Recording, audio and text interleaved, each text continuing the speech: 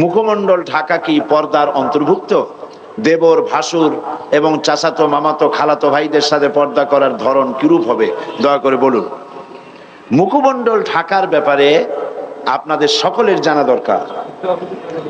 মুখমণ্ডল অনেকে ঢাকেন না পরপুরুষের সামনে, আমি এর যুক্তি খুঁজে পাই না।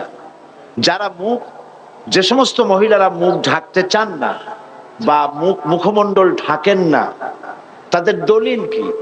কোরআন শরীফে, হাদিস শরীফের, কোরআনের একটি আয়াত বা একটি শব্দ, হাদিসের একটি বাক্য এমন কি পাওয়া যাবে যার দ্বারা প্রমাণিত হয় যে মেয়ে লোকরা তারা তাদের মুখ খোলা রাখতে পারবে পরপুরুষের সামনে? আমি তো পাইনি।